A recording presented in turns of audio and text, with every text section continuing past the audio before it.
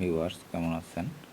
আপনি যদি আপনার ক্রোম ব্রাউজারে ভাইরাস প্রোটেকশন দিয়ে আপনি যে কোনো সাইট ব্রাউজিং করতে চান, যে কোনো অ্যাপস গেমস ডাউনলোড করতে চান বা যে কোনো কিছু ব্রাউজিং করতে চান, তাহলে কীভাবে করবেন? এটি করতে হলে প্রথমেই আপনাকে 3 ডটে ক্লিক করতে হবে। আর ভিউয়ার্স, আপনি যদি আমার চ্যানেলে নতুন হয়ে থাকেন তাহলে চ্যানেলটি সাবস্ক্রাইব করে রাখবেন পরবর্তী ভিডিও পাওয়ার জন্য, এবং আমার চ্যানেলের অন্য সকল ভিডিও দেখতে এই ভিডিও ডেসক্রিপশন বক্স চেক করবেন, সেখানে প্লেলিস্ট লিঙ্ক পেয়ে যাবেন, সেখান থেকে দেখে নিতে পারবেন। তো ভিউয়ার্স, 3 ডট মেনুতে ক্লিক করলে আপনি এরকম একটি ইন্টারফেস পাবেন। সেখানে স্ক্রল ডাউন করে একটু নিচে আসবেন। নিচে আসার পরে এখানে দেখবেন সেটিংসে ক্লিক করবেন।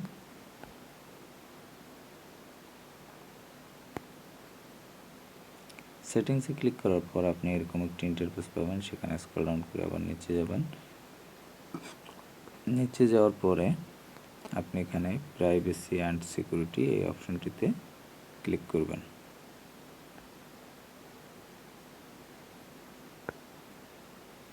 এখানে ক্লিক করার পরে আপনি এখানে উপরে লেখা দেখতে পাচ্ছেন যে সেভ ব্রাউজিং, দ্বিতীয় নম্বরে এই সেভ ব্রাউজিং এই অপশনটিতে ক্লিক করবেন।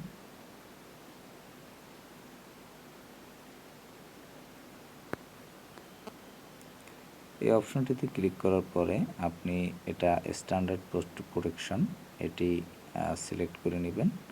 এখানে এটি সিলেক্ট করা আছে, এবং পরবর্তীতে আপনি যাবেন এখানে দ্বিতীয় নম্বরে যেটি আছে অলওয়েজ ইউজ সিকিউর কানেকশন এই অপশনটিতে। এই অপশনটি এখানে সামনে যে বাটনটি দেখতে পাচ্ছেন এই বাটনে ক্লিক করবেন।